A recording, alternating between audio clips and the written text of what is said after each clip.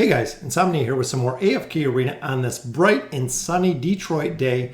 Today we are back on the free-to-play account, which is the test server. So we do have brand new patch notes 1.45, and looking here, the servers will be unavailable 8/13 for the update, 1,200 diamonds as compensation, which is amazing.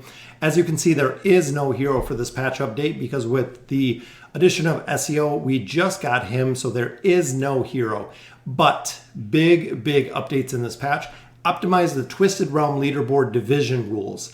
This is one of the problems that we've had with the Twisted Realms, is because when there are too many heroes in the leaderboard, which I'll show you guys in a second, you don't have the opportunity to get or rank higher in the leaderboard because there's so many heroes.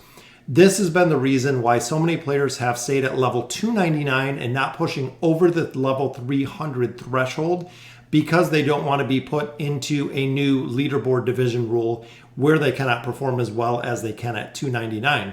So what this has caused is a bunch of players just being stuck on level 299 to try to optimize the Twisted Realm leaderboards, effectively making the players in the Twisted Realm leaderboard naturally at level 299 or roundabout there, just not going over the 300, a little less effective. Number 2, we added the Voyage Black Woods, which is awesome. Anytime they add a new Voyage of Wonder, not only brings new loot, brings new challenges, which is very cool to see. Added the adventure The Fallen Souls to the Wandering Balloon, which will be unlocked at stage 22-20. If you guys haven't checked out the Wandering Balloon, these are actually older Voyages of Wonders that we have done before, but very cool to see. Even though it's reused content, there's a lot of loot that we can pick up out of there, and it gives you another thing to do in this game. So number 4, adjusted rewards for Regal Rewards, Champions of Esprit, and Twisted Bounties. For specific details, please visit the in-game rules. Remember, all 3 of these packages are purchase packages. I believe they are $25 each. So total $75 for all 3, but adjusted the reward. So I am sure they probably made them more lucrative versus go ahead and nerf some of the stuff that's in there. After the update, players will receive compensation equivalent to the difference in rewards by mail, meaning that they are going to be boosting the rewards that you get out of those 3 packages specifically. Add a new voice switch function for hero voiceovers. Players can now switch to hero voice packages from other language in the setting. Might help a lot. I know a lot of people have had problems, especially with the Abyssal Expedition. I'm not sure if this is going to have any function, but languages and the language barrier has been a problem for a lot of players in the Abyssal Expedition, as we've seen. 6, Mercenary Auto Loan now gives priority to players who apply first.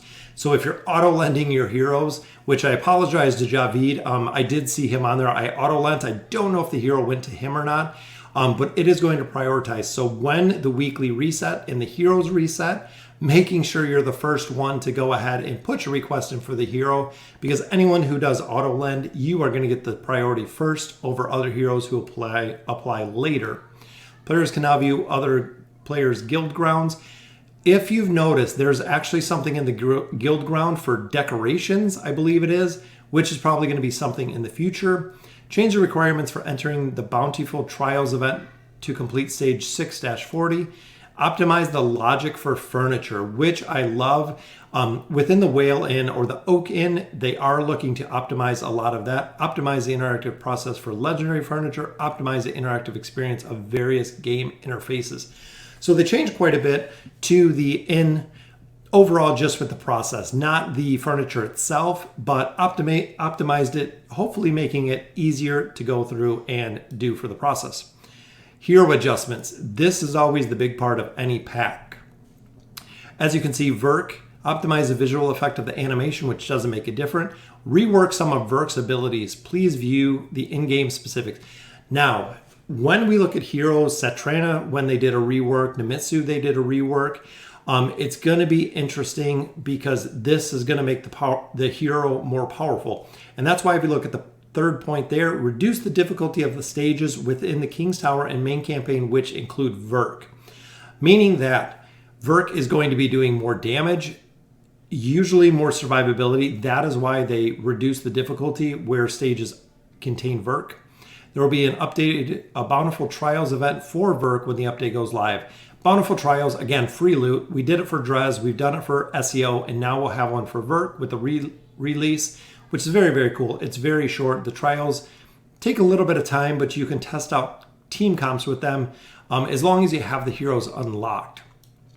Mizoth made adjustments to the ultimate ability Devour. For in-game specifics, check it out. Fixed an issue that listed Carnivore's Lust. Sometimes only increase maximum health value, but not the current health. So a little bit of a fix to Mizoth. Grez fixed an issue with the skill Deadly Protection, which remember, that is magic protection. Resulted in incorrect effects in some situation and optimized the skill description. So they might not have changed the skill itself. It might just be the description overall. Athalia fixed an issue where the ultimate Divine Fury sometimes caused Athalia to move out of the battlefield. So just a little fix there. This one was interesting. So the twins improved the Hope ultimate ability skill description so it is more consistent with its actual effect. So I'm not sure if that's any adjustment, but improving just the description might not change it, but overall, very, very cool to see. Falks fixed an issue where the enemy's action might be incorrectly received, the skill Confine. Flora fixed an issue where the character would fly off the screen if the battle was complete during takeoff. So again, just a little tweaks and fixes. Looks like Vurk is going to be the one that is going to get one of the biggest changes. Kalthar optimized the Flying Blades flight path for the ultimate ability Blades of Fury. Fixed an issue that prevented the ability Ethereal Resurgence from being triggered.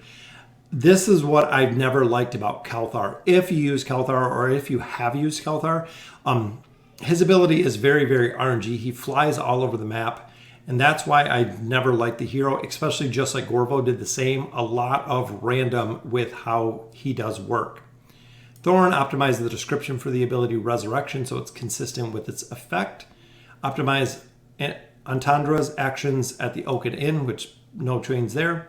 Fixed an issue where the ultimate ability Time Suspension would sometimes try to attack unattackable enemies and also not cause damage. So Orthos, a little fix there. So going back to the beginning, overall, it seems like the only one that's really going to rework here is Vurk.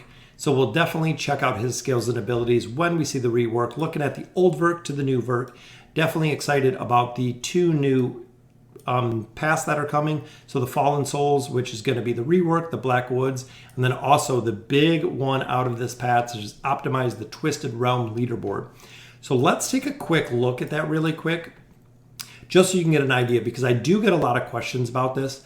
So when we look at the Twisted Realm bosses, this is the leaderboard. So as you can see here, these are the players, the top 50 players that have done the most damage.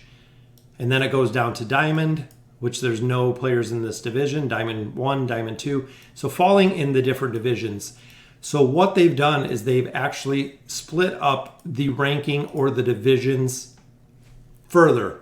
They did it a little bit a while ago. As you can see here, I am in Gold 1, but they divided up the divisions level 300 and under. Now they're going to go ahead and divide up the divisions. I'm hoping 300 and higher. So essentially what is happening is heroes that are kind of in the same level. So even here, level 200 heroes, and it looks like here 200, the players are getting stuck at a certain level with other players because they don't want to progress to the higher levels, essentially. That's kind of the gist of it. Because when you look here, the Twisted Realm only allows 5 players, 50 players to be in the Legends. So when you look here at the Legend, only 50 players can be in Legends. So putting more and more and more players into the same tournament or into the same Twisted Realm floor, which I'm at Twisted Realm floor 200. So everybody's going to be at 200, as you can see here. But as you get further and further, you're paired with heroes that are different levels, meaning that if I have a player based on level that is much, much more powerful than I am, I'm going to have the same pairing with him within the Twisted Essence with no ability to compete, essentially. So it's something that people have been looking for a while. I know there was a lot of talk on Reddit about the leaderboards when it comes here. But essentially, by breaking out the divisions and expanding the divisions, making more divisions, you're going to be able to place higher in the division is the overall effect that it's going to do. Instead of putting 500 people in one division, it might be 5 divisions with 100 people evenly, allowing you to place higher in the division and in turn getting more rewards from the leaderboard because you are placing higher in the division, which is absolutely phenomenal. So overall, with the new patch, Vurk seems to be the one that is really getting the rework with 1.45. One new voyage, one new wandering balloon coming, but the twisted brown leaderboard is definitely going to be the big one that is coming. So let me know in the comments what you think. Always very, very cool. Lilith always changes the game, always changes it up. Very impressed. One thing I want to see Lilith, which I say in every single video, so if you guys are watching, is a button to remove all of our gear. Even if it comes in here with the strengthen or if it comes in with the formations, just a unequip all button right up here would be absolutely perfect that I could just click. Yes, I do want to unequip all, or no, I don't want to unequip. So I could go through and just put all my gear on all my heroes instead of going and having to actually remove all my gear from all my heroes.